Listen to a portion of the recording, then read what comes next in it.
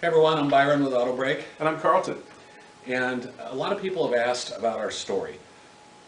Where did you come from? How did this product come about? Is it brand new? What's your story? And so that's what we're here to share. I'm not going to make it real lengthy, but there's a lot of history here. We're going to condense it and just try and keep it fun. So Carlton and I have both pulled trailers avidly for most of our life. And both being entrepreneurs have always looked for something that's maybe something that improves things, makes things a little bit better, or kind of that new hula hoop, that new cool product. And so about 15 years ago, I was sitting with a family friend who designed and automated a lot of different manufacturing facilities.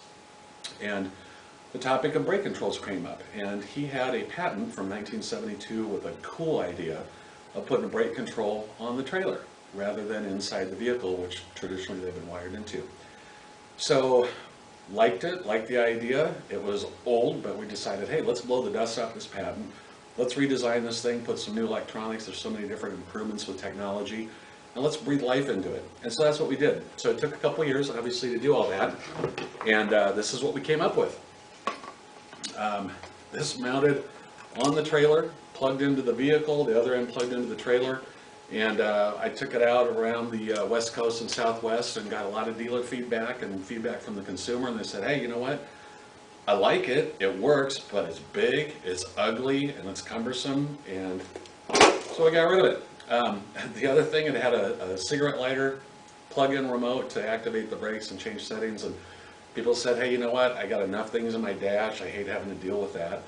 And so you can think you have the greatest idea in the world, but until you listen to what other people think, you really don't know. So we listened, and we listened a lot.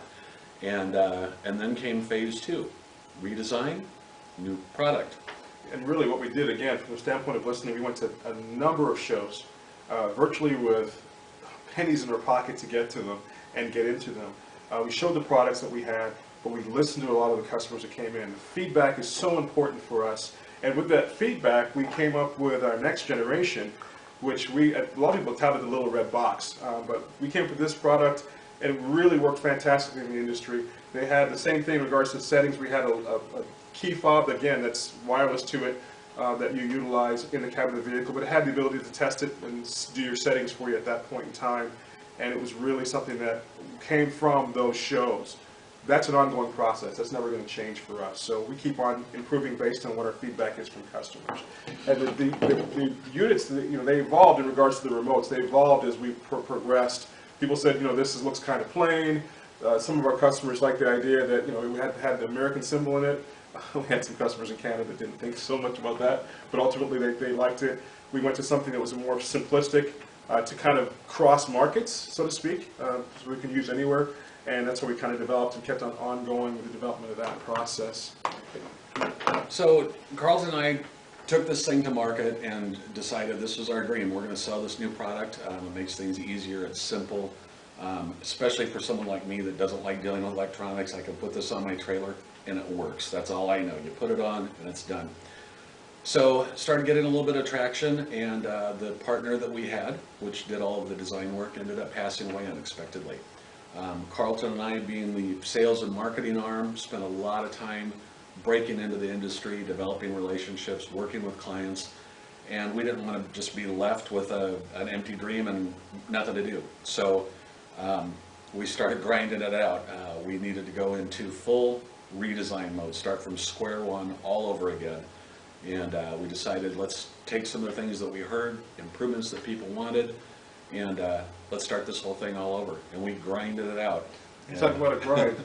Ultimately, when Byron's talking about it, grind starts from the fact that you have to get financing.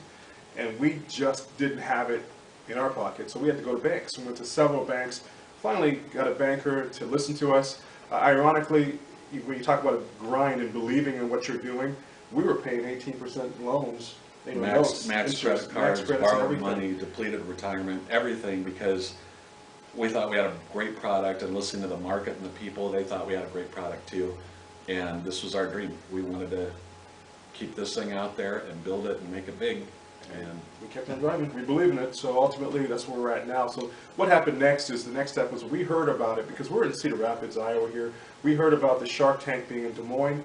I thought at first it was a joke, because you see that show is pretty, it's for the big cities, but they were doing it here in smaller towns. I got on the phone with Byron and said, we're going. And we made it happen. We got there. From us getting there, we exposed ourselves to a lot of different people to talk to, a lot of local news that was there, but it also got us in front of our current investor. Right. That got us in place. So. Yeah, at Shark Tank, they actually pulled us out of the crowd and asked if they could follow us with a camera. They heard about our product, heard about our story, and it gave us some great exposure, not only on the local news, but Shark Tank used us in their commercials. We never made it to final film, but what Carlton said too is by having some exposure, local exposure, and then people seeing us on the Shark Tank commercial, we ended up with a local investor that pulled us aside. We sat down, loved the product, loved the business plan, has the same vision that we do, and lo and behold, here we are, breath of new life. We're back, we're still going, we're still grinding, we're still pushing forward, and now the Autowbrake. Autowbrake comes out, right? And you know, we redesigned again. The design process never stops, and so we redesigned again. We were able to get something to the marketplace that basically in itself is the Autowbrake, like Byron stated. If you notice, the key fob where the wireless remote device got a lot smaller. It's, you know, from the old bag phone concept right to the cell phone concept. It's very small in use. But we also, again, with the advent of having the investor, were able to really make some more improvements. We got to a situation where we were able to redesign our own case, redesign a lot of different concepts to it. So there's some things that we added to the unit, but we've kind of made this really look pretty sleek. This is what you call now This is the Autowbrake Stealth. This is coming out late in 2016. Excuse me. Some of the differences, again, listening to the consumer, we want to be able to manually adjust it. There's 2 buttons on here to manually adjust. Well, the buttons have an LED in it. It's a little dim. It's hard to see in bright sunlight. The other thing is, if you have wonderful vision as you get older like I do, it's hard to read the type on these wires. So they said, hey, can't you color code the wires? So again, listening, trying to make it simpler, more functional, Autowbrake Stealth, color-coded wires. Also went to some larger buttons and a huge LED light that you can see in the brightest sunlight.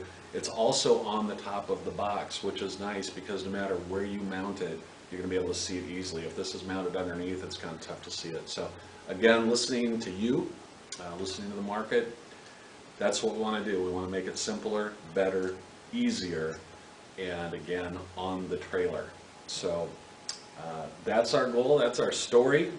We're not going away, we're still here. We've got other products that we're going to introduce to the industry as well that make things simpler, easier, more functional.